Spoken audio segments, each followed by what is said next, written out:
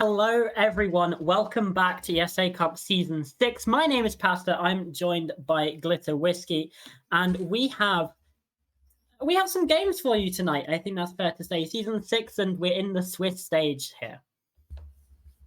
Yep, what's up? Super excited to be back at the ESA. This is going to be a blast, and 3 really just incredible matches come tonight. I'm excited for all of them.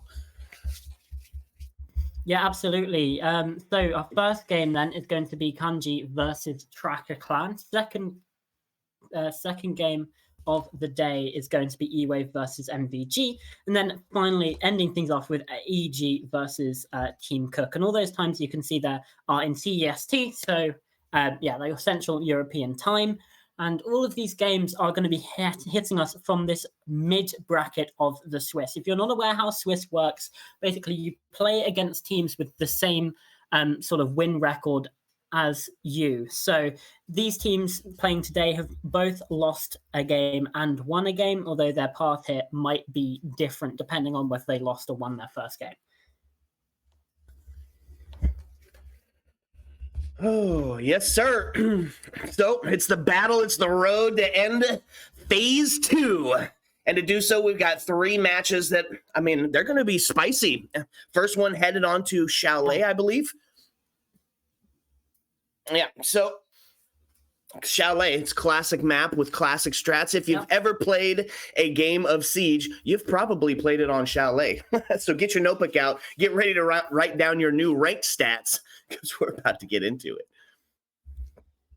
Yeah, absolutely. Chalet is going to be an exciting prospect for sure. Kanji are going to be starting us out on that attacking side there, as you can see. This is the bottom of the screen over here. Starting on the attack, Tracker on the defense, which means Tracker will have the first ban of the game, which is going to be that attacking ban. And here, Glitter, what do you think? What do you think will be the attacking bans here? Well, we've been seeing a lot of Nook bans going on. Brava, that was not what I was expecting, even a little bit. So that's an interesting call right out the gate. Kim's still getting kind of used to her gameplay and how to really effectively use her gadgets. So to see her banned out right now, that's interesting. I'd imagine maybe a Ying or potentially a Nook or a Flores ban coming out next. Yeah. Yep, there it is. It's the Flores ban. Huge when taking care of that extension utility. Going to be taken off the board. And that, of course, leaves us with the defensive players. You've got really like 5 of them that are incredibly OP. There's one of them right there, being the Solus, the Azami, the Fenrir, the Mira, and the Valkyrie. You can only ban 2. It's going to leave 3 on the board. Yeah, absolutely. Go ahead.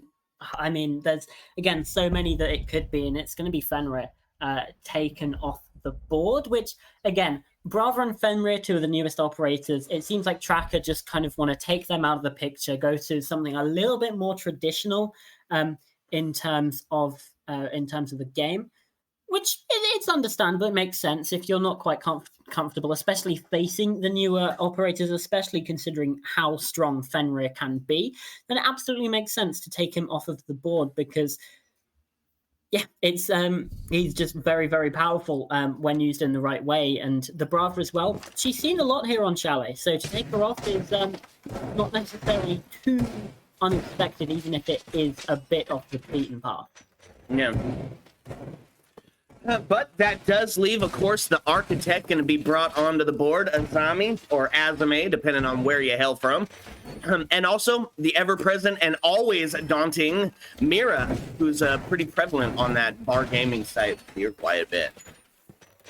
Yeah, same thing with Frost as well. She's quite often seen on this bomb site. This is back in the day when the Chalet rework came through. This is the bomb site that reinvigorated the competitive community's love for Frost. This is the one where this used to be the only site where you saw Frost back in the day, 1-2 years ago, and now she's kind of everywhere again. So she kind of fell out of favor, and then with that Chalet rework, which I'm sure you will remember the old Chalet Glitter Whiskey. It was very, very different map, but I think the changes have been for the good. I know that's a controversial opinion, but I think I didn't enjoy playing on Old Chalet, so when it got reworked, I like the flow a lot more now. Yeah, you think we're going to still see Frost still so prevalent after her rework at the end of this year? Being able to get yourself up out of the Frost traps? I don't know, it's a tough one. It seems like a bit of an unnecessary change, to be completely honest with you. Absolutely, it feels like a change for change's sake. So, I don't know. I think it depends. I think she'll be a lot more niche, I believe. I think there's going to be still some useful circumstances, but I think that, yeah, definitely a lot more niche, a lot less widely used opportunities for her to really shine, just because you can get up, you can just pick yourself out. Yeah, I'd say I'd agree with you. So on the attacking side of it, they're going to try to deal with this bar gaming setup. Got to go up top first. And to do so, they, of course, brought that Twitch along to help deal with that Mira. And brought the Hatch Queen out, get some of that long-distance breach. And all of those, all that util being put in on top of the stairs right now. Yeah, absolutely. It's going to be the first kill as well from Hydex. And it's a second as well from this fluke double window. Absolutely massive here on top of the over towards the mezzanine. The nade just being caught out by the magnet, but those 2 picks are going to be massively helpful for Kanji, who are predicted to win this game. 74% of the community vote did predict them, but Tracker still has to say inside of this one. C4 comes through from the Yuko, and that's going to be Raxi taken on down. A little bit more of a tricky situation then for Kanji. They still have the player advantage, but it's only 1 man, and now that the time is continuing to tick down, it's looking even more deadly for them. And just like that, body balance is tipped in a huge way over to the attacking side of it. The double rings out and ends it. Attackers taking that one pretty decisively, I'd say. It seemed like all your standard. Yep. Seemed like your standard push. And attacker side of it, of course, was just ready for that bar gaming setup. Looks like they're going to run it right back. Yeah, Chalet's a difficult map to decide whether it's attacker or defender sided. I feel like it can definitely swing massively in either direction. So for me, I think we just gonna have to see how this first half plays out to try and get a gauge on it. There's a very strong attacking or an attack round from Kanji, is that for sure. But I don't know, it could just be a fluke. It could just be that Kanji are just outclassing Tracker on this map. Obviously, it is a best of 1, so this is really the only chance that these teams have to get going. It's not like a best of 3 where you have like a little bit of a buffer to get yourself into the series. This is just a one and done. And in the Swiss, the only, or at least the way that ESA are doing it, the only best of 3s are going to be those elimination games. So if you win 3 games, then you go through. If you lose 3 games, then you are eliminated. So it's only the elimination games that are best of 3, just so we can get the scheduling all nice and pretty for you all at home. But yeah, that's kind of the long and short of that. I feel still a little bit confused about how this system works.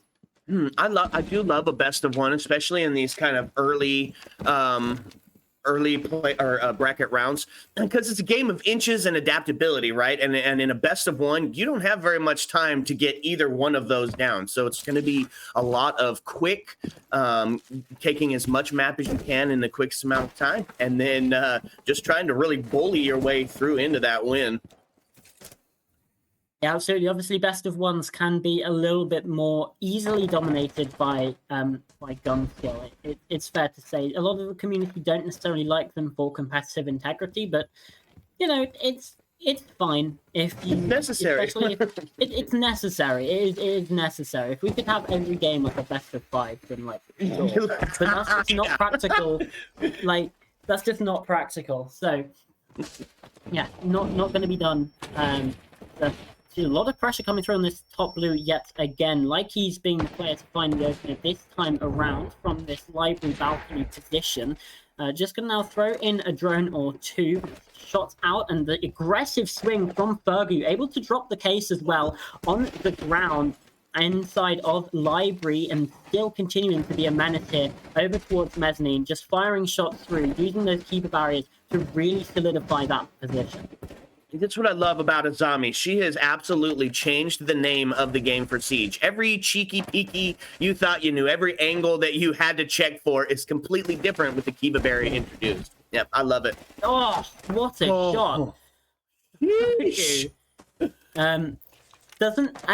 doesn't find the follow-up though. It's only limited to 2 inside of this round, and very quickly players fall on either side to a 2 versus 3. Kanji now on the back foot, so they need to try and get something in, but they might not know if Breeze's position here on the blue stairs. This could be incredibly detrimental. Timer ticking down, a lot more stress being put onto the attacking side. Defense tracker, they're just happy to sit here, happy to let Kanji play into them, play into their position, their held angles. And when this gunfight comes through, well, I can't say that Faison will be will be favored in it, because this is just such an off angle to look for. But Breezy's actually looked away, might be aware of the position coming through, and there it is. Diffuser now dropped again, and this time Gold has to try and clutch up in the 1 versus 3. 10 seconds left, though, doesn't look really that possible. Yep, and there you said it. 10 seconds was too little, too late. Wasn't going to be able to drop that, especially with all the crossfire set up. Defense going to equalize that number.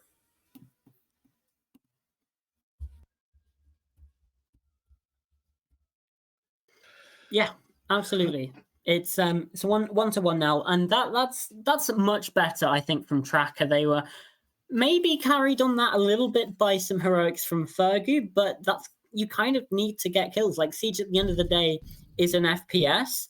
You need to be able to get the frags, and that's exactly what we saw, just helped out by the game sense, by maybe a little bit of sloppiness from Kanji, maybe being a bit boldened by that first round. So hopefully a reality check for their sakes, just for their continued chances inside of this tournament, because this mid sort of stage, the 1-1 stage, 1 win, 1 loss, is kind of the turning point. If you win here, you're then on 2-1, and you only really need to win 1 more series. Whether you lose that next best of 1 or you have to fight through the best of 3, it's a much better position for you, rather than to be facing best of 3s all the way from now on. Yep. So we do head down to the basement side. Couple of 6 picks are ringing out as they realize where site is at. Going to bring out the Thermite to go ahead and bring for the breach. Osa going to help with those EMPs. That verticality play from Fuse. Going to catch Fuse slipping from that main lobby, and Nomad on that flank watch. That's going to be pretty similar on the defensive side of it, but they're going to go ahead and switch out and bring the Mute along. So they got themselves a little bit of breach now for that main wall. Yeah, I don't mind the breach, the Mute pick here at all. I also really like the Fuse. There's a lot of plays that you can get from mezzanine, actually. You can get it onto the mezzanine, and it just fires all the way across. Very, very nice. Gets you a lot of vertical angles and a lot of pressure onto the bomb side itself. But that's Fergu, hero of the previous round, not able to find anything. The opening death here, round number 3, and that's going to put Tracker in a much worse position. Kanji are going to be licking their lips with that one. Yep, especially as Azami, she uses her they have to pop up the longer that you're in the round, just similar to mine. Ooh, there it is. Yep, and there it is. The caster called it. It's going to start opening up a ton of that vertical angle. And Hydex here holding the long angle onto the back set of stairs, hoping to catch one. Slip in on the rotate back. It's just so effective. It's actually just so effective. Like, look at it. Although Hydex? Oh dear. Oh dear. Oh no, they've had a bit of a howler there. That's unfortunate. Refrag comes through onto the mirror. That's Alex inside a kitchen. But yeah, got the down, and the cluster charge just finished it off. A little bit of miscommunication there from Kanji in the first place, but they're able to at least bring it back a little bit. They're keeping that player advantage alive just a little bit. And breach is now open as well, which is going to put them in a very good position to be able to get this one across the line, but they still need to push into the bomb site. These vertical angles should help, but Phaeton's actually getting a lot of damage being dealt back to him the other way.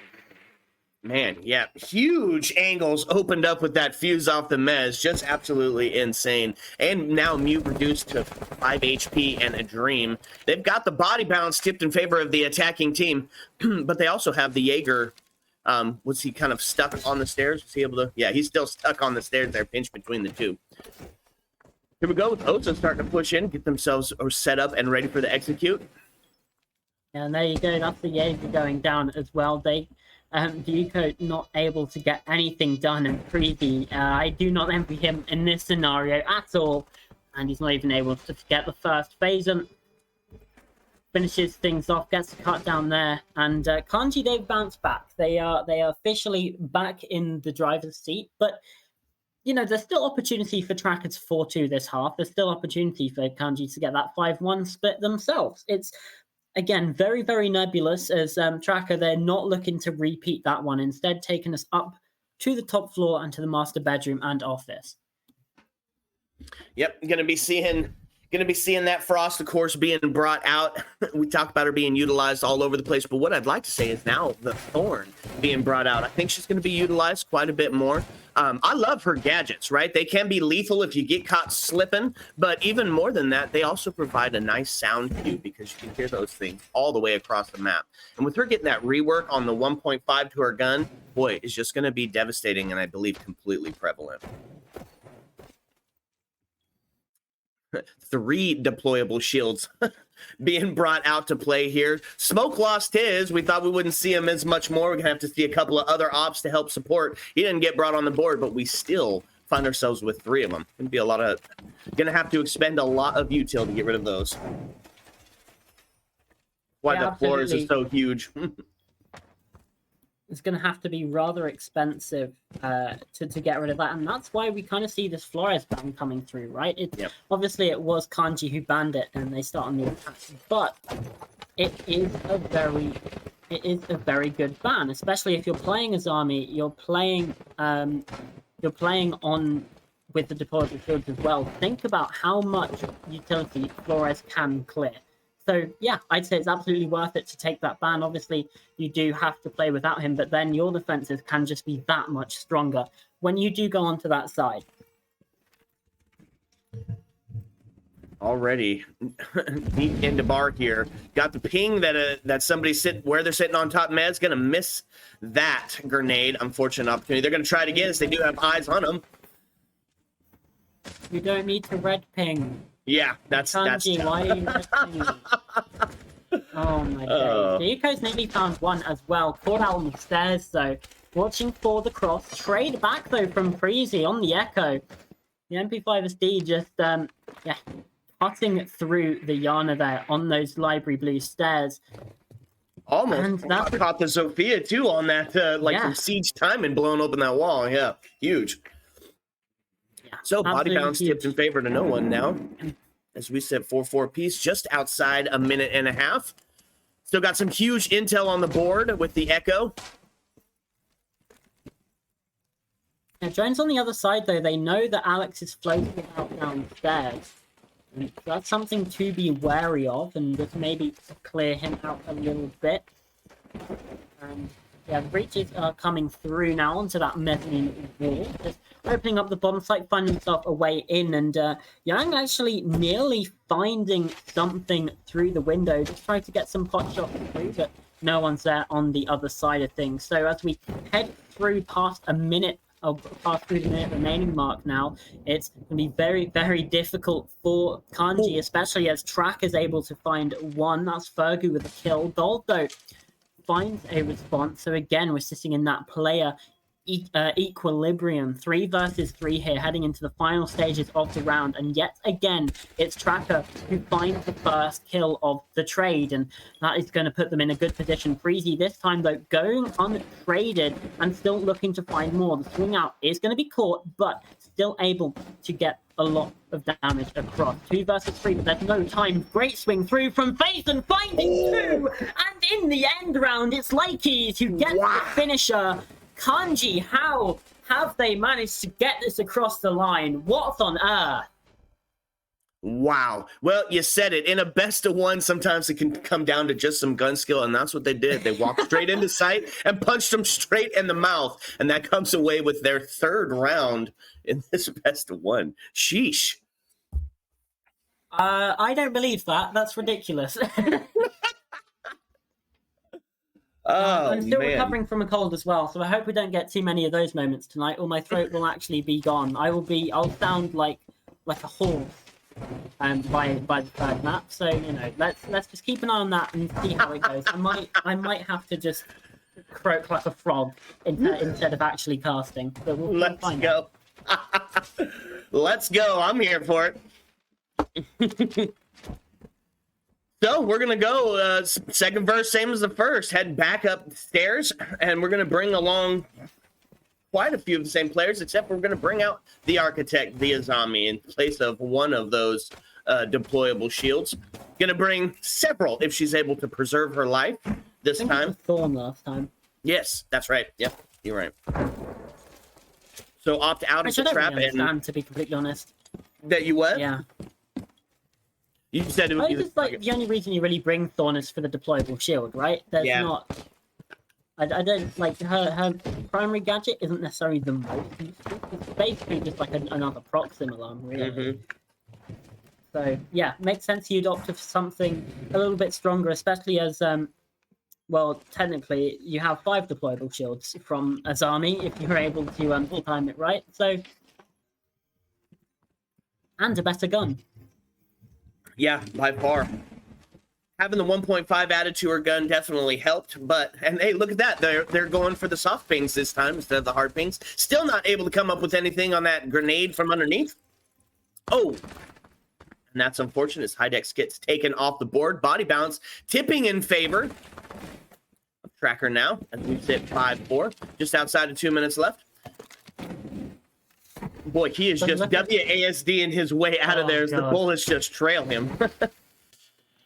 It's like watching The Matrix, really. But you look at Kanji, it's not too bad because they still have FaZe and Likey's left alive. Who the two of them have a combined KD of 9-2, which is pretty good for this stage in the game. And they're going to be hoping that they can drag their team through a bit of a scrappy round finish yet again. Obviously, we saw that sort of 2 versus 3 clutch coming through in the previous round, and especially the pressure from FaZe and being a massive part of that. But again, time are continuing to tick down, but this time Kanji haven't been able to get that trade back, and this is something that could prove detrimental. Oh, what a C4. Wow. From downtown, that man's on fire. So now sits in a 5v3 with just inside of a minute left. Hopefully their attack team hopefully going to find themselves one of the kills, and there they go as they get closer to equalizing, putting us in a 3v4. Get themselves set up to potentially get this execute to start ringing out. But gonna have to get together and grab the diffusers that sits cold on the balcony as well. Frost taking a little bit of damage. Oh. And there we go. Equalized right up. It's 3-3 with 30 seconds left on the board. Yeah, like he's able to get that one. They're aware of the position downstairs in bar using those drones and just had the game sense to go for that swing. Knew that it was imperative to their success in the round for them to do that. Flashbang's coming through now with, again, 15 seconds left on the clock, leaving it late. And I thought that was a team kill there, but instead it's Alex finding a frag onto Likey's, and Phaeton's going down as well. Braxy has it all to do now. Time is in red time, and well, now the round's over. That's Dayuko finding the final kill, even getting caught by the air jab on the way through. And that's Tracker. They've brought it back to within 1, and round 6 is definitely now on the precipice. Is it a 3-3 half? Is it a 4-2 half? For Kanji, that's going to make a massive difference. Absolutely. A 3-3, man. That'd give us the war of attrition as much as you can get inside of a best of 1. Back and forth, taking it all the way. You know, that's what's so awesome about the teams at this level is the caliber of gameplay. It could just be any one person that pops off for the team if it's your special map. And I love how it leads to these back and forth. Exciting for the game. And maybe not so much for your throat, but you just get over being sick. But it's sure exciting. All right, so here's where we sit. We are on the last round of the half. We're currently sitting up 3-2, and the defense gonna bring out a similar line that they've been bringing the whole time, hoping to solidify one more. We talked about it being tough to call whether it's defensive sided or attacker sided. And in this point, they're showing us a little bit of both. I would wonder how that's going to work out for Tracker when we make that half split. On the attacking side of it, they are going to bring the Hatch Queen back out. A little bit of that intel with the Dokkaebi, going to try to help suss out some of that roam game. Twitch going to be brought in to deal with those Mires. And of course, the grenades in the hand of Iana. First phone going to ring out, start to give away those locations. Yeah, absolutely. Sorry about that. Had a bit of a loud dog moment, but hopefully that shouldn't happen again. And if it does, I'll cook myself a nice stew for tomorrow. So yeah, that's it's part of our TriCast. I love it. yeah, absolutely. I just thought you'd try and join in. Yeah.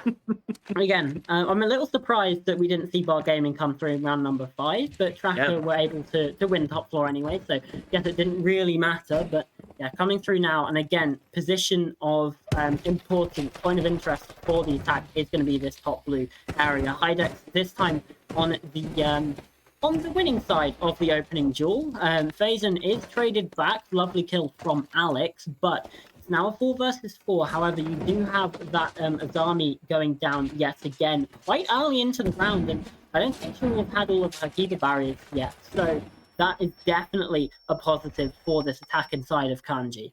Oh, these flashes coming out, just an insane amount, really trying to put some pressure onto the Tracker team here, but quite ineffectual, as I don't believe either player got any bit of those flashes to bring out.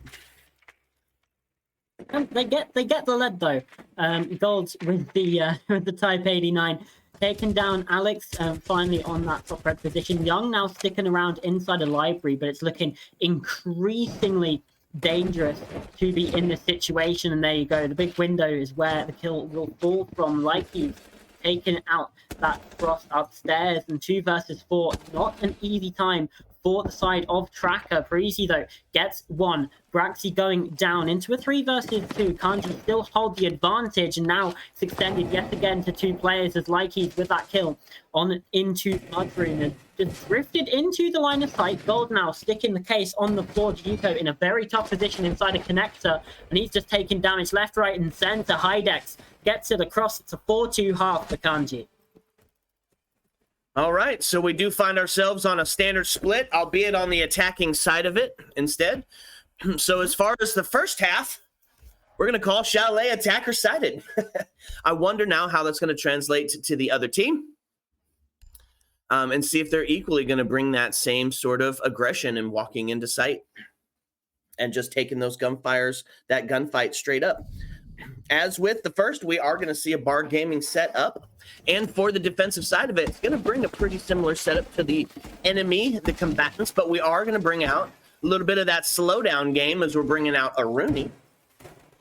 And Warden, not going to be blinded by the light, flashes, or smokes, which they seem to use a lot on their attacking strategy, so they're going to set themselves up for that. Only opting for 2 of the deployable shields. What do you think about those observation blockers?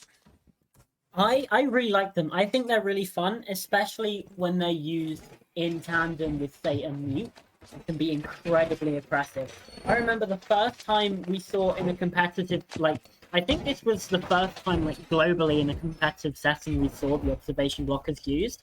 I was actually observing for that game, and yeah, this was on PC, obviously. It was top floor on Oregon, and inside of the master bedroom, you had observation blockers behind the beds and just a ton of mute jammers, so drones could get absolutely no information on that area at all. I think it was TT9 versus White Tigers. I will have to double check that, but yeah, just top floor of Oregon, incredibly oppressive when used in tandem with the mute, and I think that's where that gadget really shines. Yep, I also love to see it on Clubhouse when you're using it in conjunction with the Azami. You're bringing out those observation blockers as well. Just made it an unpushable. Oh no! Jiggle peek for his life. He flipped the coin, but came up tails as Body Bounce tips in favor of Tracker 5-4. Yeah. Okay. I think Fergie didn't want us talking about observation blockers because, yeah, just completely stopped us in our tracks there. Absolutely no chance that we'll get back to that one. Maybe in the next round because, yeah, Fergie's here to play. And Yeah, that was, no, just a lovely shot. Yeah, you're not talking about utility right now. I'm just going to increase my highlight reel. So, yeah, we'll have to see. We'll have to see whether that actually does come to pass. I'll probably cast it now, so, it's fine. Half the round now gone as well. Tracker in a decent position, but still this top blue position remains. Some flashbangs coming through. And that's kind of about it. Just one flashbang. I'm not really seeing any grenades coming through onto this position, so I think they're kind of just chilling over here. Gold gets a kill back as well.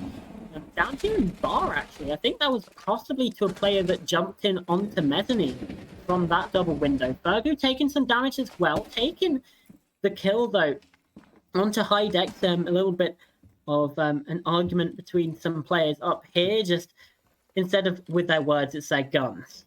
Yes. That's right. So body bounce analogy I've ever used. I love it, though. Oh my gosh. Does take the fight onto Mez, is able to come up with that kill as we're now sitting into a 3v2. It's 39 seconds left. Still got to deal with that devastating DMR that's holding down in bar game. In the hands of the right person, absolutely devastating. I mean, that's Onigiri, that one. Yeah, or Onigiri is terrifying on the TMR, but we don't have Onigiri. We have Onigiri at home. Gold's here.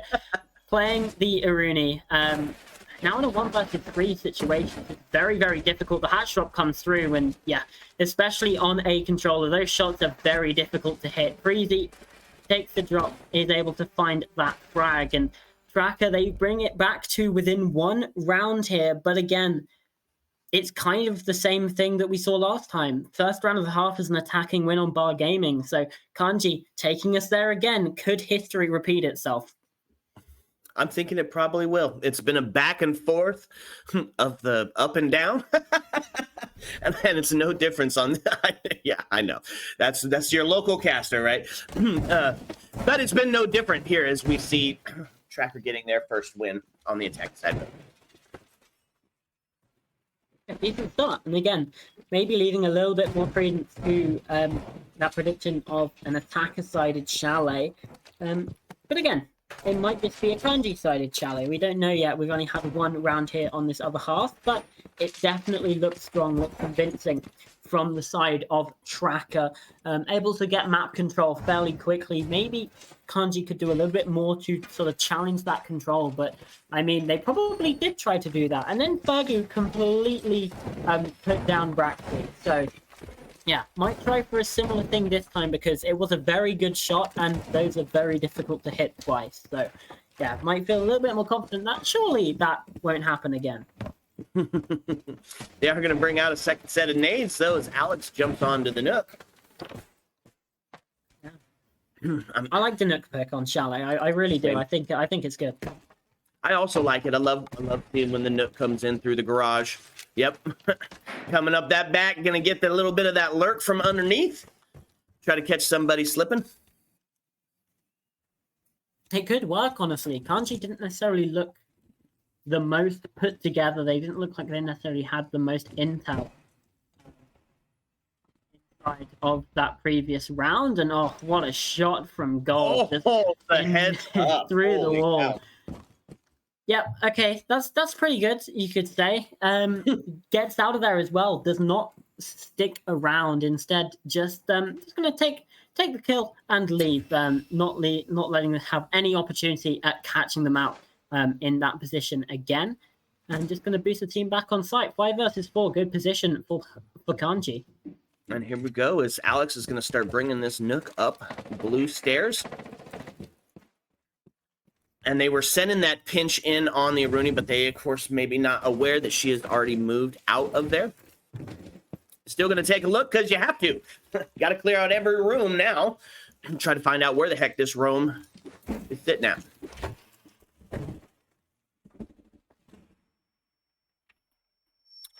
Oh, then. Fergu, it's just hitting shots left, right, yet again. And that just continue, just does it again. You know, oh, you thought the last kill was good? How about another one? So, yeah, this time it's not Braxy.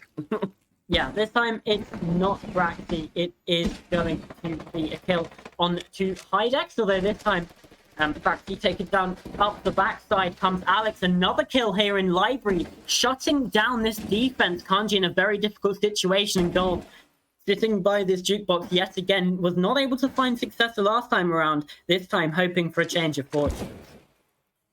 Gonna play off the buddy system, help Warden preserve his life down there as well. And now with 35 seconds left, they're gonna take one last little look, get exact location where everybody's sitting at, and then push in to get that execute. It's a 4v2. And here we go as they start to push in. Nook from the bottom. Aruni watching that hatch play. Warden ready for the Nook to come in and take that swing. And there we goes. But he is traded out immediately. Of course, it's now all on the shoulders of Gold. 11 seconds left. She's going to be taken out quite immediately. And that's another technical. Bar gaming not working out for Kanji. It feels like this time they need a little bit of a change of strategy just to go somewhere else, try and get a win on the board. But where do you go? It's a difficult one. Bar gaming is one of the better sites on Chalet. Really, Chalet's in a weird spot where every single site is viable to defend. I don't think there's necessarily one that's worse than any of the others. And this time we're going to go to Kitchen, which maybe is seen less often, but still, again, it's a very good site to defend. Absolutely. We're living in the age of verticality, so we'll expect to see it kind of set up a little similar to if they were playing on the second floor site. You're going to have to push in and really go for that vertical hold. Somebody's going to probably get in and open up that main lobby. I would say somebody, I didn't mean the Thermite. While the homies are up top clearing out everybody. See some smokes get out, potentially get that smoke right in through the front door. A little bit of a switch up on the defense as we got a tad more intel that came out as we brought both the Valkyrie and the Maestro. Haven't seen Valkyrie too often this match. I like seeing her come out here. Yeah, right?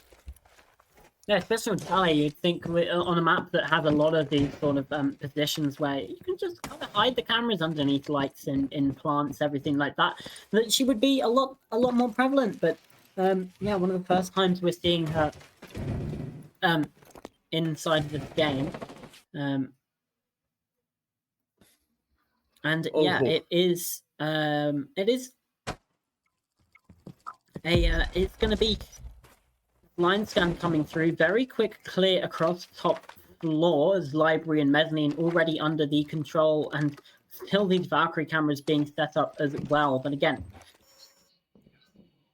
information is going to be coming through thick and fast from the Maestro cameras, from the Valkyrie cameras as well. And here's some shots coming through on the other side. It's going to be Gold who's trying to get some shots across towards that mezzanine stairs, but it's not going to get cleared across.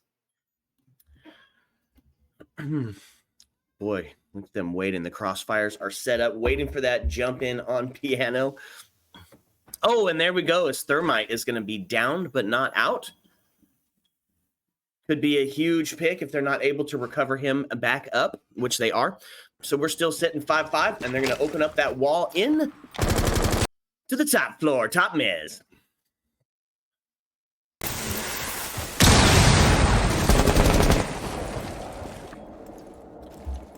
Yeah, for sure. Breach being opened up then as well, so it's going to be a decent position for the for this attacking side.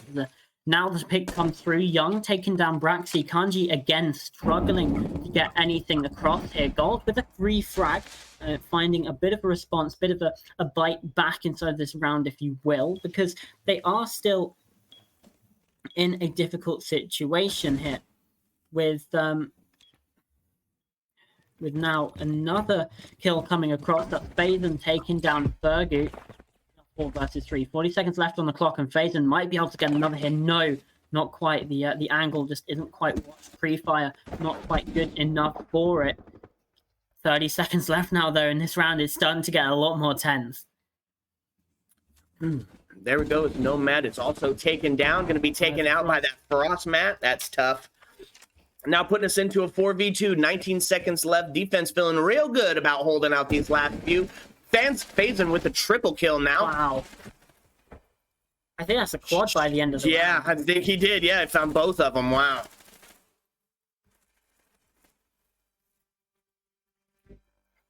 Well, that certainly happened. Yeah.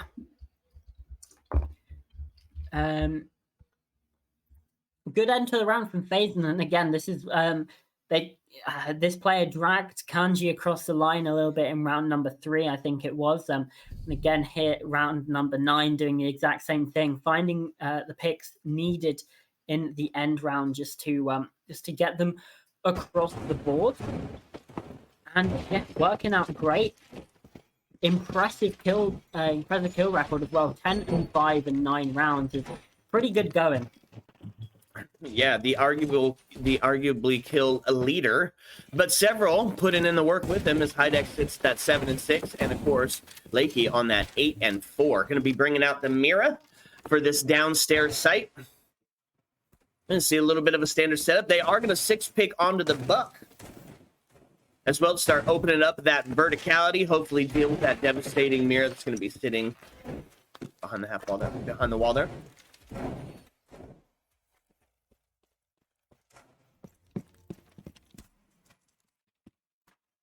And a pretty standard setup. Going to bring out some traps in the cap can. Maybe get some slowdown up top, and then a Goyo to help prevent that late round execute. I quite like that.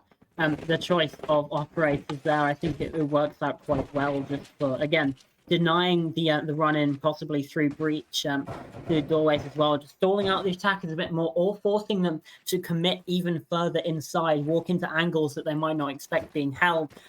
And yeah, it can work out very, very well indeed for the defense. They just need to utilize it correctly. It's Rome as well, being put out back through the wall. Yeah, not able to succeed from that one. Taken down by the Yana of Fergu, who's had a bit of a resurgence here in the second half of the game on the attack. Clearly appears to be where they find themselves best. Yep, body balance tipped in favor of Tracker here. And if history shows us, they're going to try to find themselves this round, even as backup, give us that war of attrition that we so beg for. And huge pick as they get the Rome operator off the floor early. Yeah, huge pick. Braxy not necessarily having the kind of impact he would want to have inside of this game so far. But there's another kill from Phaeton, who is just lining them up like Skittles and really just claiming every kill that he can. Again, that's E4 coming through. Fergu looking to try and collapse onto gold.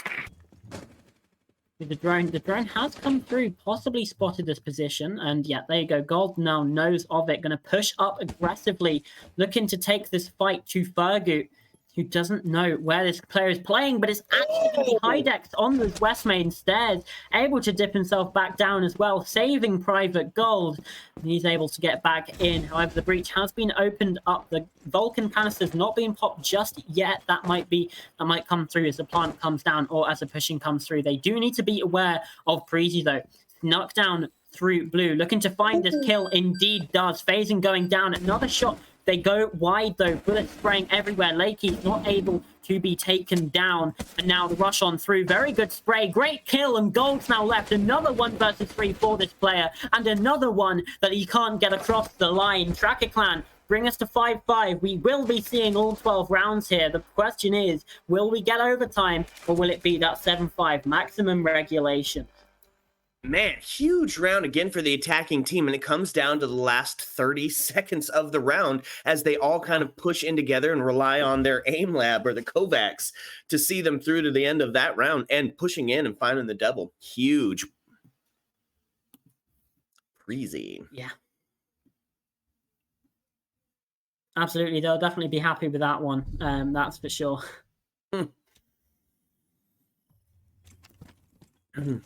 And yep, so here we go. We talked about they're going to bring the same game back out, going to opt for some intel. is Phazon opts for the Capcan instead of the Mozzie. But other than that, we're going to bring back the same run again. Little intel couldn't hurt here. That's the truth. Yeah, for sure. And also, in this sort of console scene, we often see, sorry,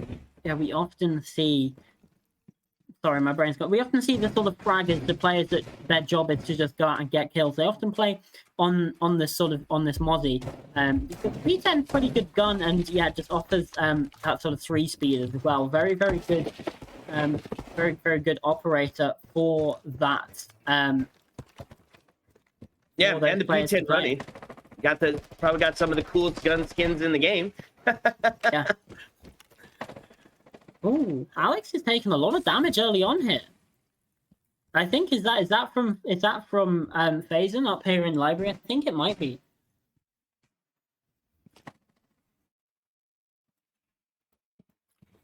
Potentially here, yep. And he's gonna go ahead and drop down to Bar Game and take a look from underneath. Play a little bit of that verticality. As now Fergus trying to find him up top, setting up the angle to find the kill long deep onto Mez like he found in the previous round. Ooh, Alex taking a little bit more damage. He's reduced to 5 HP and a dream. Have he still alive? That's my question. Still kicking. Still able to find kills as well. Obviously, you know, one-shot headshot. So 1 bullet to kill here. And there it is. There's a kill onto Phazon. Steps into the line of sight, gets too aggressive. He's going to be punished for it. Huge. Still on the 1 KPR, also. but yeah, oh yeah, absolutely huge. Still on the 1 KPR, but opening death inside of this round could be monumental, and it could actually be what gets Tracker into that winning position. Obviously, 6 rounds, you head up onto that match point. You only need that 1 more round before you get taken down. And Fergu sneaking in here through Kitchen. Gold, I think, is the player inside of Kitchen. I could be wrong. But he's going to be looking to try and find that kill. A little bit of that position, and the rotation comes through, but the hatch gets opened up for him. He's able to drop back down to the bomb site, somehow evading capture there from Tracker Clan. And Braxy is still up here as well inside of West Main. Still sneaking around, and if a player carelessly walks into the line of sight, then he's going to get taken down. Yeah, he's on the drone. Oh, he's not able to find the shots, though. Comes off the drone, but still gets taken down and shut out of this round. Braxy now inside the kitchen. Can't get the follow-up. That's Breezy claiming that kill, claiming that frag. So with 30 seconds left, Tracker, they're still with that player advantage, but Vulcan canisters now ringing out. They need to just be aware that this is a similar situation that happened last time. Kanji, they need to hold on better this time around. All they got to do is hold on for 20 seconds, but Buck making quick work of that floor up above, and their flashes go out, and now Thermite able to start getting that Tracker down as he's going to put us into a post plant. Wow. No need. Wow. Jeez. Okay. So that happens. Obviously, you have the diffuser going down. I love that you could see the impact grenade flying towards Breezy as well. I think that was a great touch. Yeah, didn't get the kill in the end there. The opposing picks came in just far too quickly, and this is a devastating loss for Kanji. If they're not able to get this round on the board, their best hope is overtime now. Obviously, you don't. It's not any different. You still have that 8-7.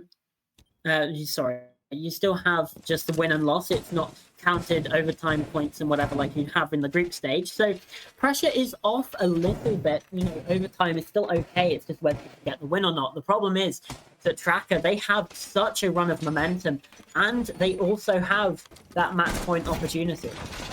Yep. Looks like might be the first team to stitch 2 rounds consecutively together to take this map. And we find ourselves on match point. Tracker trying to put this one away. And a slew of 6 picks are coming out to do so as they bring the Twitch onto the board. Help take out some of that potential utility in the Jaeger and the Wamai. Gonna bring back out the Buck for some of that vertical play. Ace gonna be on the breach. Nomad on the flank watch. And of course, Fugu. Sorry, the what? What's that? It's not like you said the flank wedge, and I was very... Oh, the flank watch, my bad. Yeah, just putting a little bit of flair into it. I respect it. That's right, a little razzle dazzle, if you will. Yeah, the flank watch. You know, you've really got to emphasize the watch there. But yeah, no, for sure. Some shots coming through from Fergo, and it's going to be Gold who's taken down first. It's very well played there, just pinching, pressuring, and making sure that this defense are not confident in their positions. Fergu, shots raining through to Faison as well, all but killing him. Now sitting inside of a suicide position. It's not a great place to play at the best of times. 15 HP, arguably infinitely worse, I would say. So yeah, a lot of difficulty. Flashbangs coming through now. That's going to allow this top blue stairs shield to be cleared with grenades that's going to come through. Fergu taking some damage though, not able to get the nades across as more flashbangs come through just to stall out the utility yet again. But this nade needs to be thrown pretty quickly, or maybe you could get the Selma charge onto there as well. But that's really all you have to clear the shield, and it looks like Tracker just aren't really getting it across in time. Faison downed in the meantime. But again, it feels like that opportunity's been for the utility's been squandered a little bit. Yeah. I mean, it might not matter. Hold on. Just run in, finding two. No worries about it. Braxy, Hydex, the last two alive. And they've had to abandon that top main shield. Hydex gets one. That's at least a little bit of light at the end of the tunnel for Kanji. Because Tracker look like they are storming their way to a match victory. Could be a 5-1 attacking half here for this team that honestly, you know, we said, oh, you know, it could be a 4-2 half and, you know, attacker sided, but this has definitely been an offensive attacking display from this side. So 2 versus 4, 35 seconds left, plenty of time for the attack to work with. Hydex, Braxy trying to hold on. These angles are being watched, positions being held, and it is just so difficult. Your head has to be on a swivel in these positions to make sure you're watching every single possible angle, and it will be just that 3-2-1 go, sucker punch, and it is going to be just like that. 1 kill comes through, but that's it. 3 players alive at the end of the round, and Tracker Clan successfully find the comeback. They successfully get 5 attacks here. And it's a 7-round-to-5 victory. What a game we just had, because that was impressive. That was. We got to see a little bit of everything as the strats were brought out. Some C4s. We got to see some dirty pixel peaks. And at this point, it just was Tracker playing it out on top. They were able to finally stitch 2 of the rounds together in this back and forth, and able to come out on top for that best of 1. That was fun. Yeah, we certainly had a great time with that, and you know, props to Tracker Clan yet again, able to get that win on the board. So we are going to head to a quick break now, and when we come back, it is going to be E-Wave versus MVG, which is definitely also going to be an exciting match. You don't want to miss it. We'll be back in about 10 minutes time. Hey-o.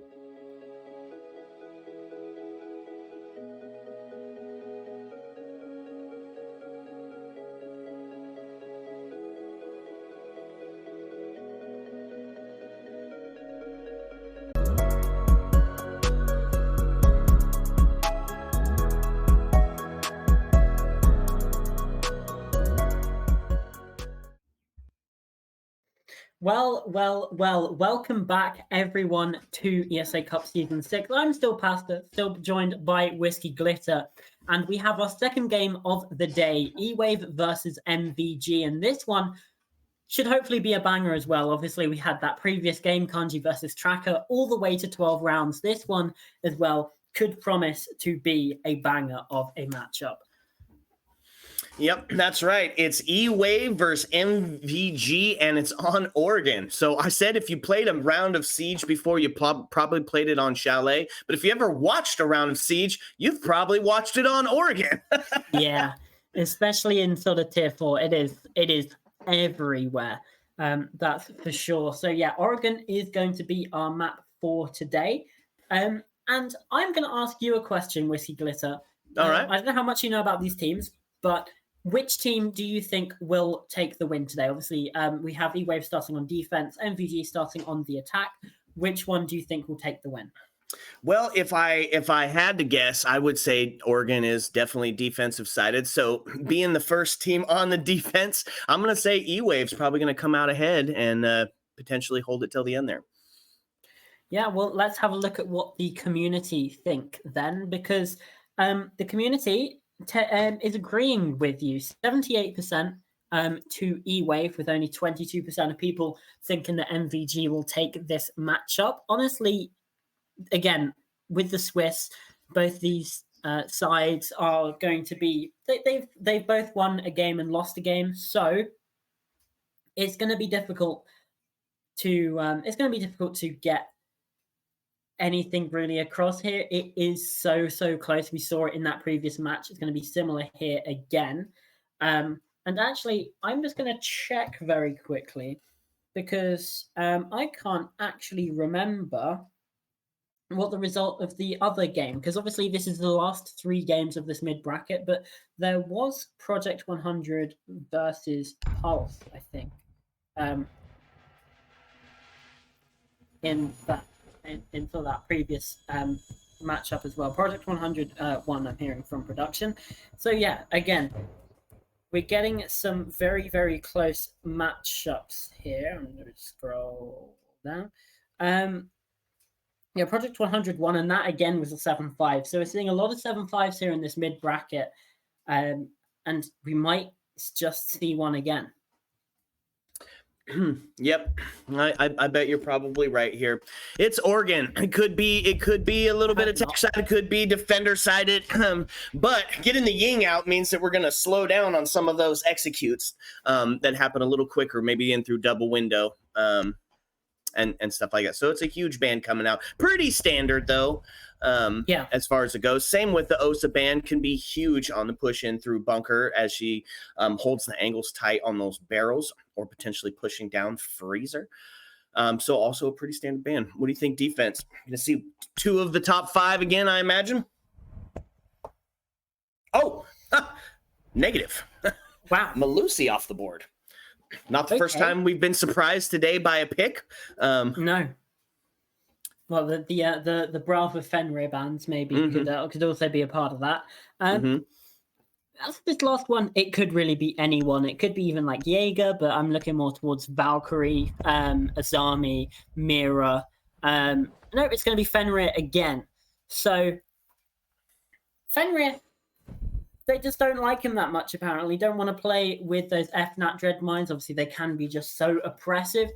So it makes sense to me that he's being taken out. The Malusi ban, though, I still just kind of baffles me a bit. I'm not entirely sure what MVG are cooking with that one there, but, you know, I guess we'll find out throughout the course of the game.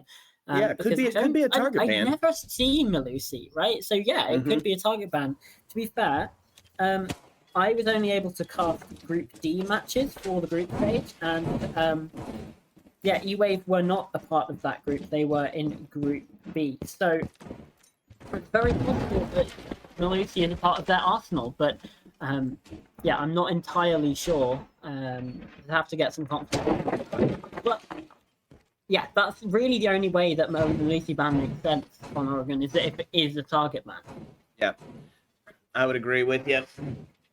But somebody I'm surprised to see left on the board, it's going to be Flores. Huge for clearing out that elbow down in the bunker where our first site is set up. So I'm a little bit excited to see some Flores plays. I don't actually get to see him play on Oregon too often anymore, as his ban rate has just skyrocketed. Yeah, but we're not seeing him in this round, though. Instead, we are seeing a very different face, but still a familiar face to some. Bankers is on the Amaru here. Obviously has the LMG, very strong, and is I'm interested to see what the game plan is here. Obviously attacking into the basement, I don't really see how an Amaru comes into the picture in terms of a basement attack, unless it's just gaining control of the top floor, like in the big tower, making sure no one is roaming up there. Almost absolutely, yeah. Yeah, but you can do that with other people that have, better utility, right? It's interesting to me. Obviously, the gun's pretty good as well, but no, Bangers is just holding an angle here. I'm confused and perplexed by this. And he just let Maxi walk past anyway. So what's going on here? Maybe just favors. Yeah, it's gonna have to be just favoring on the gun potentially. It's on IQ, and personally, I think IQ has better utility than Amaru in terms of like usefulness for the team. So that's certainly interesting. Bankers does hop through into the top floor then now, so at least getting the Gara hook a bit of work, a bit of action inside of the round, and lovely shot from Dex there. Taking out Shinji, opening pick of the game, goes away of E-Wave, and Matty doubles down on it, taking down Bankers. That's the Amaru taken down early, without much say into the proceedings. Zello taking a lot of damage, a lot of heat on that ground floor as well. As it stands, MDG not looking tidy inside of this round. Indeed, we've got just outside of a minute left, and we're sitting body balance in favor of E-Wave as they sit 5-3, and Ayana taking this contest on to the tower stairs here. Hoping to find something to equalize the numbers, but it's not going to happen. If Maddie finds the double kill now, putting us into a 5v2 just inside a minute left. So Leverkusen then have it all to do inside of this round, and still 5 players going to be staring down the barrels at them. Leverkusen Diffuser still in the control of the attack here. Zello is coming down to assist on these laundry stairs. Opened up, and there's the swing through. Zello finds one, but Maxi taking down the Hibana, the player with the highest HP. Lovely pre-fire again from Zello. Finding another. It would have to be a 1v5 if he's able to get this one across the board. With only 20 seconds left, certainly not looking likely. Has to try and drop down through. Pre-fires out, but there's no one there to be caught on the end of it. Going chasing up the white stairs. Still caught on the default camera as well, and Dex is there to shut it down. That's a successful round number 1 for E-Wave. The favored side in this get their first round on the board. No, it's the deadliest game of Ring Around the Rosiest scene. He does drop the hatch and find the defensive win there, as E-Wave does get their first one. We're going to head up top. And almost immediately seeing some of the Flores being brought out.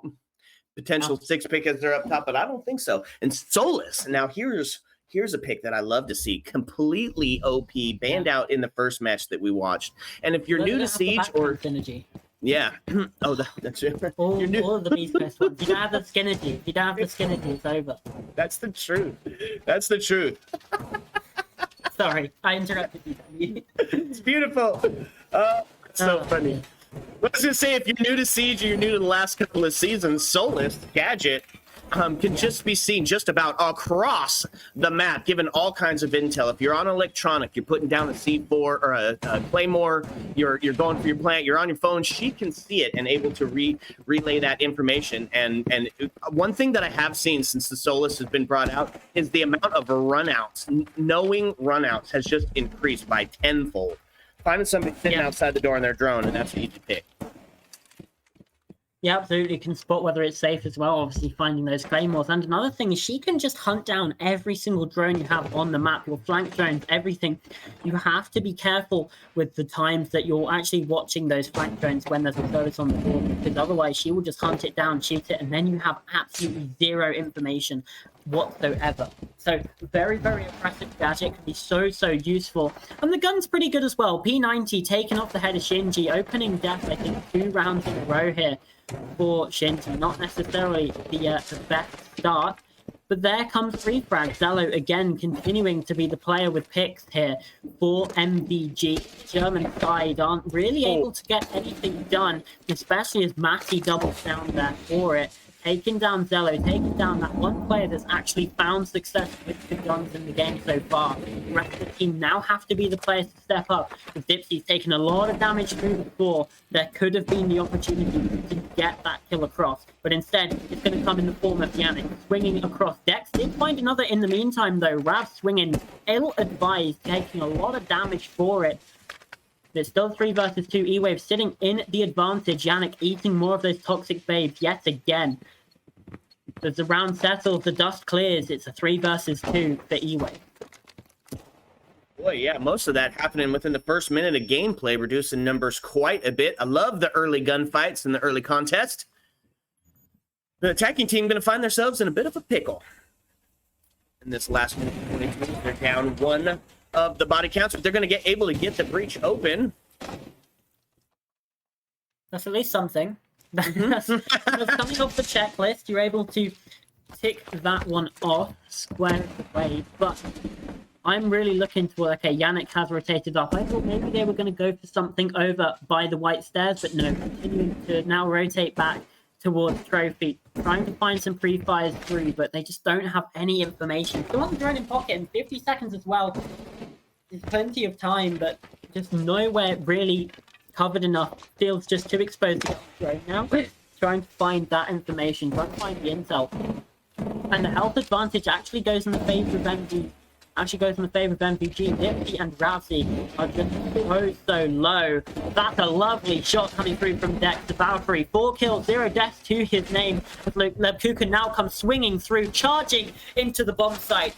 But it is just the bullets waiting for him. Dex with a lovely kill in the end there. Goes up to 5-0 in the first 2 rounds here. Whiskey Glitter. That is an impressive scoreline. Wow. Yeah, no kidding. So both sides, primary and secondary, seen in the favor of the defense, which means we're going to get to see some first floor tertiary. And just with that, you see the castle being brought out, which I love. We're seeing castle being put and utilized more and more around the comp scene, around every single map, and tertiary site on Oregon going to be no different here. Expect some vertical play. A little switch up to the lineup as they did bring the Thorn out with her shotty. With the shotgun. Yeah. M870. We get some M870 gaming. This is what we love to see. Yeah, can just be used in place of the smoke at that point, really. Yeah, the gadget isn't as good, but you have the deployable shield, you have the shotgun, able to open up the rotates on site, allows Brett to pick into people who they want to play. You have the Wamai, you have Karth, you have Solus. Very, very versatile defensive lineup, and it's all enabled by the pick of Thorn with the shotgun. I love this defensive call here. Lots of quick movement and lots of slowdown. You're gonna have the intel of the Solus and potentially of the Thorn as well, with the sound of her gadgets going off. And Ella, well, I don't get to see her utilized too often. I'd love to see her being brought out here. Shame it's not the FO12 though. That would be really fun. Could you imagine? Yeah, that thing hits like a truck. It can be so impressive if done correctly, but yeah, difficult to control and difficult to find the right situation for it. Yeah. And here we go. This is Dipsy opening up those rotations, just like we said would happen. And has the C75 as well, so still opportunity for those long-range gunfights. It's not necessarily the TAC Ops, which, while still a good pistol, isn't that automatic weapon that you want for some sort of crossfire engagements like you tend to have inside a competitive siege. But first minute's now gone, and MPG haven't dropped a body, but they haven't been able to find a pick either, just gaining some control. Slowly, very slowly, little by little, and Max has been going aggressive for the second and finds it with 2 kills in the round. The P90 going absolutely huge. That Cello off, that Shindy off, and that is a very good start for the side of E-Wave. Man, that's 2 rounds in a row finding that entry early pick. Huge on the double this round. And it's going to get... Okay. Yeah. MVG show they're here to play with that kill from Bankers. Yannick, though, can't manage to navigate the cross-light rotate and just completely wanders into Matty. That is certainly not one for the highlight reel, and he's going to be really glad that we caught that onto the live stream, because if I was him, I would want that just completely scrubbed. It didn't happen. Just ignore it. Yeah, off the fall of such a great kill, ends up walking in with no intel, just dying immediately. That's tough. But here we go. Is the Solus on the lurk, still trying to find somebody pushing around main lobby. They, of course, did rotate up to take this contest here with Wamaki, and they're going to find it. Oh, Bankers, another lovely kill inside of the round. The timer's now ticking down. 30 seconds left. It's starting to get a little bit into that squeaky bum time for the attack, and in a 2 versus 3 as well. E-Wave looked like they could complete their rotation here, which would be an absolutely massive boon for their chances, their prospect inside of this game. Maxi goes for the swing, but just too early, goes into the line of sight for the flashbang. Rav is able to kill Lebkuchen. Rav taken down, but not finished off, and Bankers is. That's Maxi, another wonderful kill, and Bankers could only do so much in that round. E-Wave, strongest of starts. Yeah, huge. They haven't looked close. The rounds haven't looked close is the thing. Yeah. It's been pretty decisive in the defensive side of it. We made a full rotation, which means we're starting back over in the bunker wars. And I imagine, and there we go. Warden's going to be making his way out. As that siege timing flash just about ended the life of Solus. She was able to capitalize on WASD in her way out of there and finally put that ultimate kill to get herself a triple and ultimately take the round. And but look at that. We're seeing the Amaru back out. I imagine it probably has something to do with for the base. Maybe it's getting up into that tower quick, but like you said, there are many operators that could be potentially a way better choice. Let's face it, they didn't really go quickly. It was kind of like halfway through the round that they actually went in for it. You could easily do the same with an IQ. Has the same gun, has breach charges if you want to hop the chin and still get that very quick entrance. It feels like a very strange choice to me. Well, what do I know? I'm just a play-by-play caster, so what do I know? That's true. Casters, not players. What if you pulled something off amazing? We knew it the whole time. Absolutely. We're the biggest brains ever, and this is going to be a bunker rush here. We have the blitz from Zello, gone 16 prep from Shinji, and there it is. We first got through, but they don't know Maxi's there.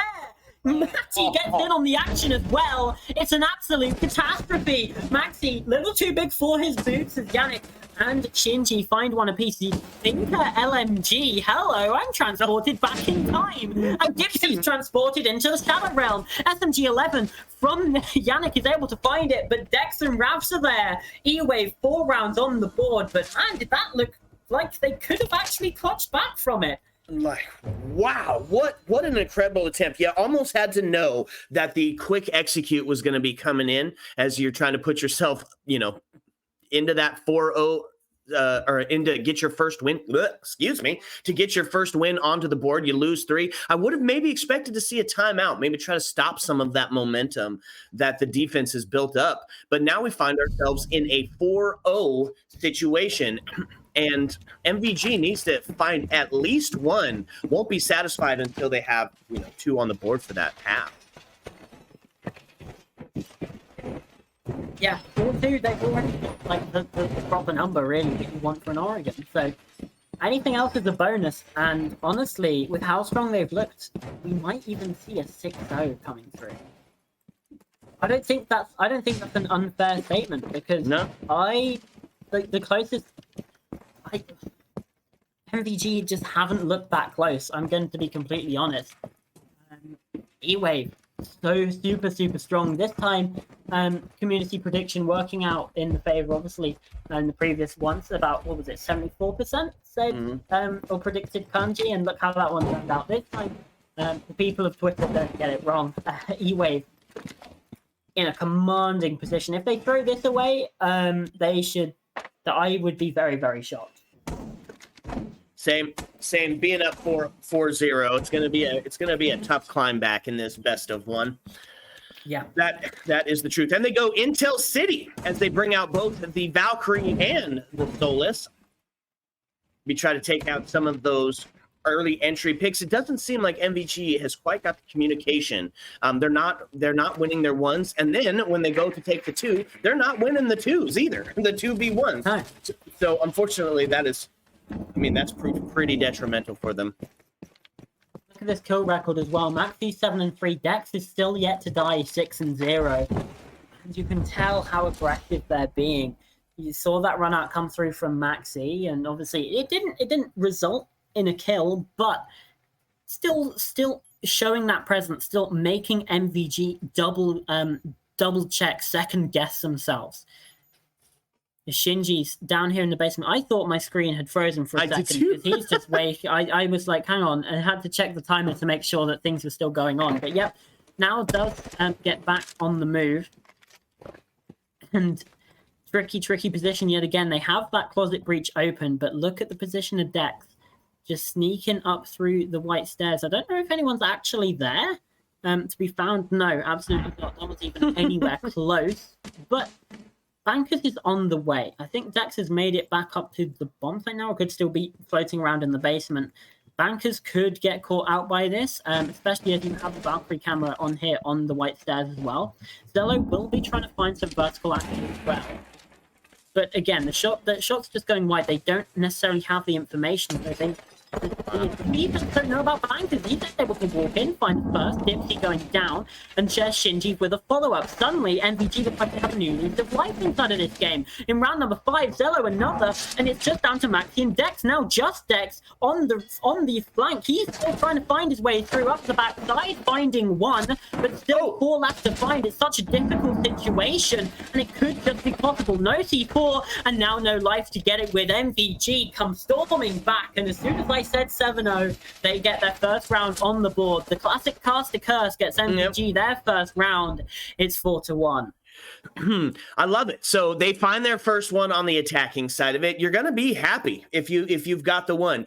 Satisfied if you get 2, because it takes you closer to a standard split, but at least you got the one on the board. Not going to be looking at that 6-0 match point start onto their defensive side of it. And as Oregon is defensive sided, potentially going to put themselves in a chance. Didn't need the timeout to stop that momentum. Able to get themselves on the board.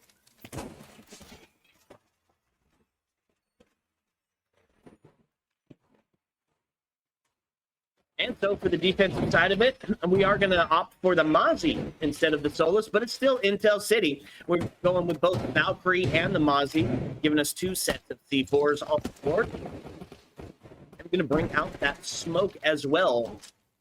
Help stop that latent execute. Going to be utilizing that shield that Thorn has brought. We might see a bunch more Thorn play with the addition of the 1.5, and she's got a deployable. Going to be so huge when you're trying to couple it with the smoke. Yeah, absolutely. Still allows that to be played down, and the gun's still pretty good with the Uzi. And you have the automatic pistol as well, the C75. Which is, again, very, very good gun. So yeah, pretty good for in terms of just a whole kit. And again, I'm just looking at this aggression from this defensive side. Maxi all the way over inside inside a small tower. Dex inside a green, and again that's some siege timing right there. That's for sure.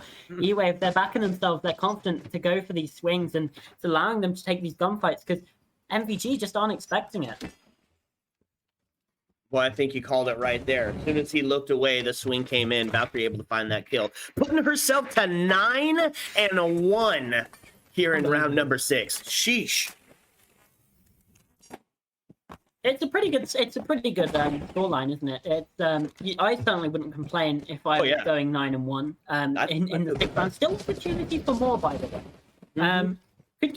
Could still get themselves up to a 2K PR. That would require a 4K in this one, so it's not likely, but still possible to get that, and even so pass it with an ace.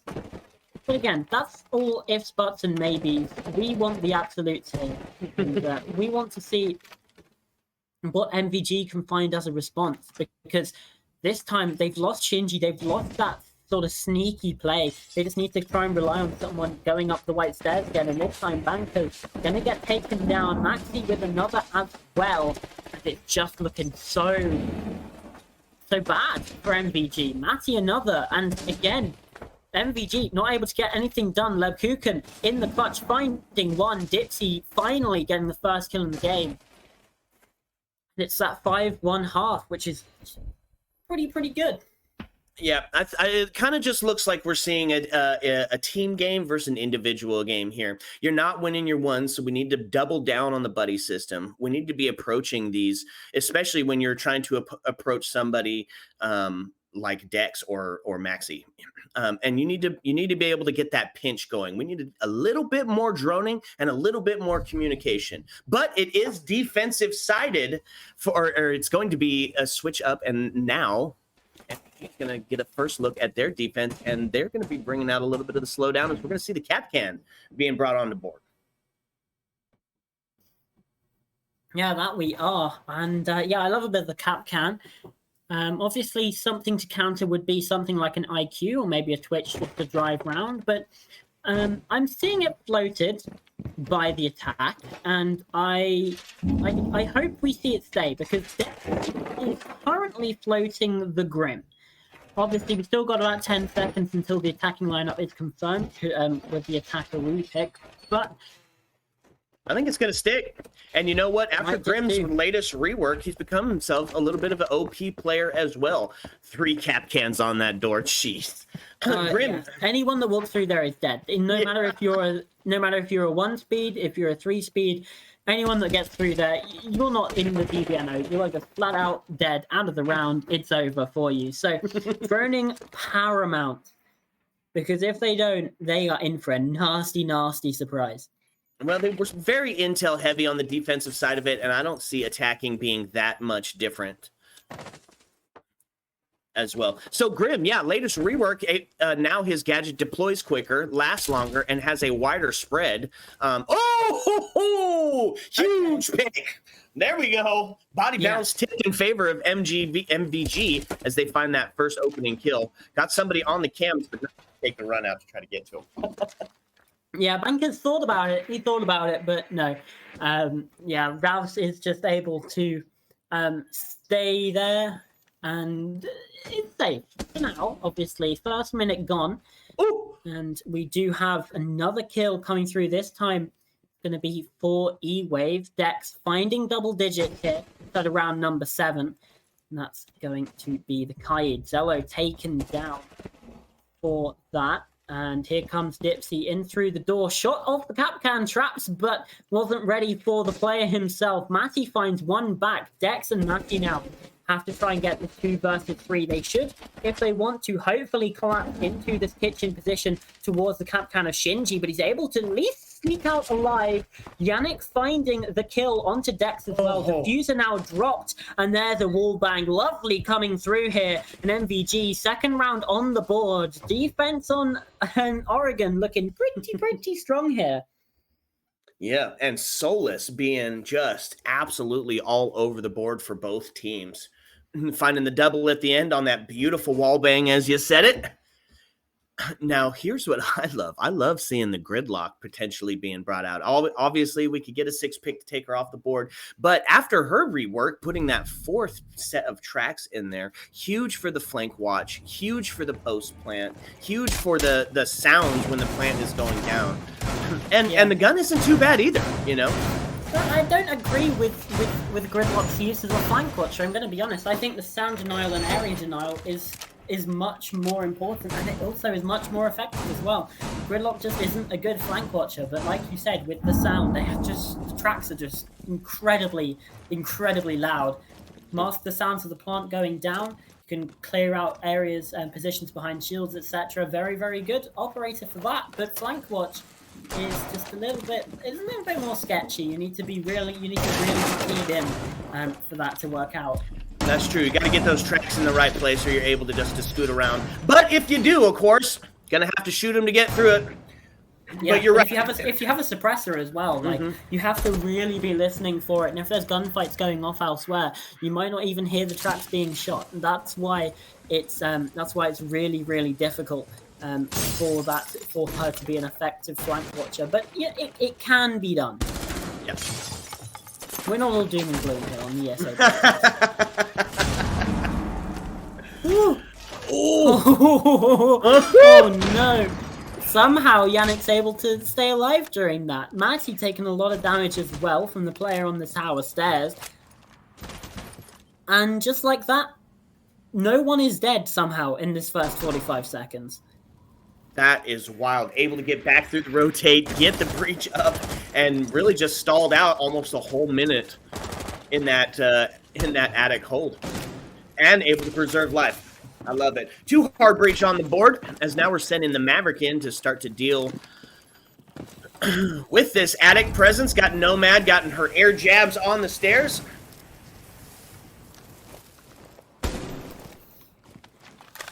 And there we go. Bandit charge dealt with. Also bringing that shotgun that you love so much. Yay. Yeah, I don't know, the M870, it's just fun to use. Well, it's not necessarily the best shotgun, obviously, you know, the what's it called? M590 or whatever. You know the one. Oh. The smoke one. Oh, C4 just catches on the door frame. Not going to find a kill successfully. Shinji, though, is still on this close angle. He could potentially find a pick, obviously. With the shotgun, we've spent a lot of time discussing. Flashbangs come through, though. It's Maxi who finds the first. Shinji swinging through. Lemkuken as well. Able to find picks for MVG here on the top floor. And Bankers, oh no, just looks away at the wrong time. Dipsy biting back as well. Suddenly, the player count swung in favor yet again. And now MVG are on the back foot. 50 seconds is still plenty of time for E-Wave to mount a successful execute as well. By no means are MVG out of this, though. It's only a 1-player difference. And it is just so difficult. Oh, and that's going to make it a little bit more difficult as the headshot rings out. Now putting us into a 3v1. Plant starts to go down, but Dex going to find that ultimate kill and put themselves up, boy, by a considerable margin now. Yeah, absolutely. Is that match point that we're on? Oh, no. 5? Oh, no, that is 6-2. No, it is 6-2, yeah, because it was a 5-1-half. Yeah. Fun fact: 5 + 1 is 5. That's some quick math for you at home. That's the calculations I was doing in my head just there. Yeah, 6 rounds to 2, so it is that match point. Looking pretty dangerous for MVG. This one, not quite as tight an affair as the previous game. Obviously, still opportunity for MVG. It's not over till it's over, etc., etc. But this one's looking pretty finished. It's going to be a tough climb back. You're right. Absolutely. And here we go to Dex, 11-2 on the board. But, not to be outdone. Maddie coming up with that 10-6. Maxi on the 9-7. Quite a few players having a pretty good round. 2 in double digits in this best of 1.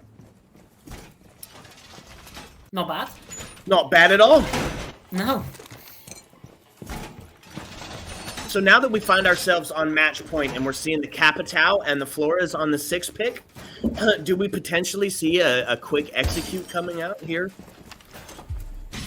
Maybe. We have a Thatcher as well, just to take out some of the electrification, but there's no actual wall denial this time around. So that's an interesting decision. Maybe it's to deal with the Warden as well. You chuck in the EMP and then the Warden can't use his goggles. But Maxi nearly couldn't even use any of his utility because of a little bit of a spawn peak that came on through. I'm not entirely sure who got that damage across, but Maxi is down very low. And look at this kill from Bankers. Shinji's there to assist him inside of this position, but just as quickly as they got those kills, it's now a 3 versus 3 again here with Kinglitz. Because that is ridiculous. Because Dex is not to be outdone. Yep. Yep. Putting himself at 12-2. Holy cow, man. So now we find ourselves. That was all in the first minute of gameplay, folks, as we put ourselves into a 3v3. Now putting our on the back end of this match point round. I like the Thatcher call. Unfortunately, he is dead. Deal with that will mind potentially the Jaegers. They did bring 4 sets of nades. One of them still on the board. Yeah, for sure. Matty going down early as well certainly didn't help that for them. E-Wave's still in a decent position here. Half the round still left to go. Plenty of time to mount and execute to get those positions that you need to force your way into the bomb site. MVG are playing pretty far back as well. Could allow at least some sort of positioning here. The only player really that you have to be too worried about is Leverkusen, but with this right-hand side wall reinforced, that's going to allow a pretty good entryway into the site. Dex is below as well, there's nades, but it's not going to land. Just shots in the dark, unfortunately for them, and Zello could have the angle here to try and take down this sledge on the white stairs. Dex has to be incredibly careful when they push up, because Zello, again, is waiting for them. The cross is noted, position gained, but the shots just ring wide. An unfortunate situation for the Jaeger there. Could have certainly helped their team get in the lead, but still 3 versus 3. Timer ticking down. Zello, again, more damage onto Dex, and this time does confirm the kill. Dipsy's planting, though. Ravs getting some shots across onto the other side from that big window. There's a kill from Dipsy. Yannick's going down. Lebkuchen tries to swing as well. He can't do it. 20 seconds now. Plenty of time to plant. Zello aggressing now, trying to push through. Diffuser continuing to be planted, but it's Ravs with the cutoff from the window, finding the final kill. And at the end of Oregon here, the scoreline, E-Wave 7, MVG 2. Wow. Just a masterclass in Oregon play here, both on the defense and the attacking side of it. E-Wave proving to be quite dominant and fulfilling that prediction. 2 double digits on the side of E-Wave. Boy, Dex, 12-3, got more lives than freaking Mick Jagger, my friend, as he is just all over the freaking board. Huge, huge game. Boy, and that was fun too. I loved it. Yeah, a fun Oregon. You don't get those very often. That's the truth. Yeah, a lot of variety, and I loved seeing. Even though it didn't work out, that bunker rush in round 4, it showed that MVG, despite being 3-0 down, they weren't necessarily scared to try and go for that sort of aggression. Unfortunately, they didn't know Maxi was in the corner of blue, but sometimes that's just the way it goes. You've got to show that you're able to push through, how do I word this? You've got to show that you are able to push through, to ignore the circumstances, if that makes sense. Mm-hmm. They were in a very difficult situation, and they still were going for that aggression. They still were able to find rounds, and it didn't seem like they were in that much of a mental rut either. So good signs for MVG, despite the pretty hefty loss.